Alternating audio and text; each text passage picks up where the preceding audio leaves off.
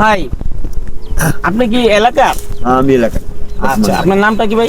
আমার নাম মোহাম্মদ আজিজ তালুকদার। আজিজ তালুকদার। আমার নাম মোহাম্মদ মঈন খান, আমিও টেগুড়া ইউনিয়নের।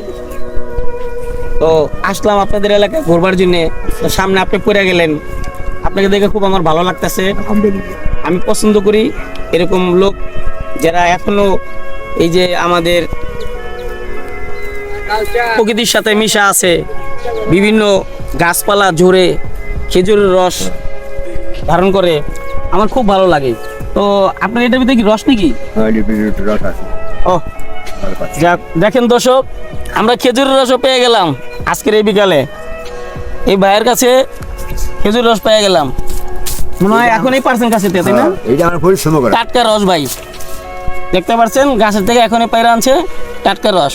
আসলে সচরাচর আমরা ঢাকা সিটিতে থাকি কিন্তু রস পাই না ভাই।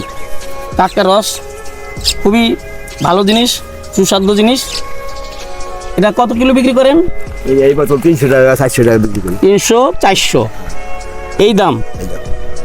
তো প্রতিদিন আপনি কয় কেজি রস ধারণ করতে পারেন গাছ থেকে? কোনোদিন 10 কেজি পাই, কোনোদিন 15 কেজি পাই, বেশ আলহামদুলিল্লাহ ভালো। 800 কেজি পাই। তো এটা দিয়ে আপনার প্রতিদিন এই যেটা চাহিদা দৈনিক ওইটা আপনার পূরণ হয়, চলে যায় সংসার না? আপনাদের সংসারে কয়জন আয় বেকারি? আমার সংসারে মনে করেন আমরা 2 জন, স্বামী স্ত্রী। আমি স্ত্রী আর ছেলেমেয়ে আছে। ছেলে মেয়ে হলো 5 জন। হ্যাঁ, এখন আমার সংসার 7 জন মানুষ আছে। আমি আল্লাহ দিলে এই পরিশ্রম করি, আমি সংসার আমি চলাই, ভালো সমস্যা হয় না। আল্লাহ আপনারা চালাই নিবে, চালাই। কারণ আপনি যে শ্রম দেন, যে পরিশ্রম করেন, এটার মজুরি আপনি পাবেন ইনশাআল্লাহ, আল্লাহ দিবে। আর যতদিন বাঁচবেন আল্লাহর উপরে ভরসা রাখবেন, উনি আপনার রিজিক দাতা, সবকিছুর মালিক আল্লাহ। হ্যাঁ, আল্লাহ ব্যতীত কেউ নাই। আমি কেন হাওয়া করব? কারণ আপনার আমার সবাই একজন রিজিক দাতা, সবাই পালক একজন।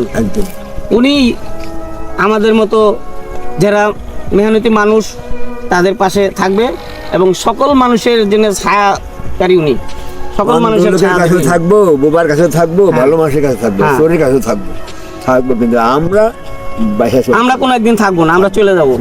এই যে এখন কথা বলতে আছি আপনার সাথে, আমি হয়তো আমি কিছুক্ষণ পরে নাও থাকতে পারি, আপনিও নাও থাকতে পারেন। এটাই তো আমাদের কি করতে হবে।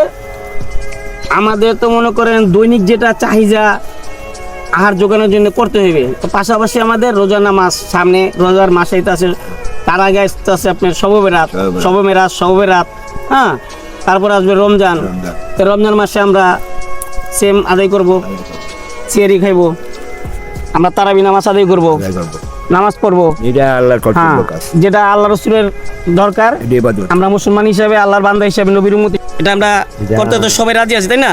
আলহামদুলিল্লাহ, আমরা যে যতটুকু পারি সাধ্য মতো, হ্যাঁ, কারণ এটা আমাদের ছাড়া দেবে না। আমরা যতদিন বাঁচবো আমরা মুসলিম। আমরা মুসলিম না? না করলেই না। না বলছি আপনি মুসলিম না? আমি মুসলিম। বেশ, আমিও মুসলিম। তো আমাদের মুসলমানের কাজ হলো গিয়ে আল্লাহর রসুলের ইবাদত বন্দেগী করা, ঠিক আছে? আল্লাহ রসুলের গুণগান করা, আমাদের রিজিকও খুঁজতে হবে, সব কিছু করতে হবে। আমার পাশে যদি কোনো লোক দারিদ্র থাকে, আমার মনে করেন আমি দারিদ্র, আমার চেয়ে বেশি দারিদ্র আছে, তার দিকেও আমার একটু খেয়াল করতে হবে। হ্যাঁ, আমি একবেলা খাইলাম, সে খাইলো না, তার দিকেও একটু তাকাই দেবে। তাকে নিয়ে যদি আমি একসাথে বসে প্লেটে বসে খাই, এটা কিন্তু অনেক নেকের ব্যাপার, অনেক সবের ব্যাপার।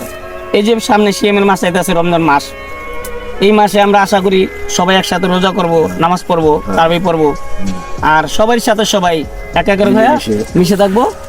আর আমাদের মিলন যেন এভাবেই হয়। আল্লাহ সবাইকে ভালো রাখো, আপনারাও ভালো থাকবেন, আপনার এলাকাবাসী ভালো থাক, এই সারা এলাকাবাসী যারা আছে সকলে ভালো থাক, সারা দেশে শান্তি আসুক। আমরা এটা চাই না? চাই, অবশ্যই চাই, ঠিক না?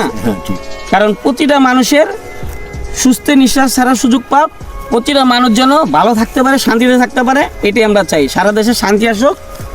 হয়তো আজ হোক কাল হোক, কিছুদিন হয়তো দেরি হবে ইলেকশন হইতে, আমাদের দেশে আবার পুনরায় নতুন করে জাতীয় ইলেকশন হবে। সেই ইলেকশনে আমরা যার যে ভোট নিজ দায়িত্বে দিব, যারে খুশি তারে দিব, যে রাষ্ট্রপতি হইতে পারে তাকে আমরা দিব। আমরা ভালো মানুষ চাই এদেশের, যেন জনগণের পাশে দাঁড়ায়, এবং দেশপ্রিয় হয়, দেশপ্রেমিক হয়, জনপ্রিয় হয়, জনপ্রিয়। তাকে আমরা চাই, ঠিক না? হ্যাঁ ঠিক।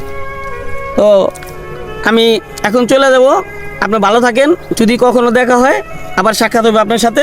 হ্যাঁ, আচ্ছা আলহামদুলিল্লাহ। আসসালামু আলাইকুম, আল্লাহ হাফেজ, বাংলাদেশ জিন্দাবাদ, ভালো থাকেন। হ্যাঁ, কষ্ট দিলাম আপনাকে, ধন্যবাদ।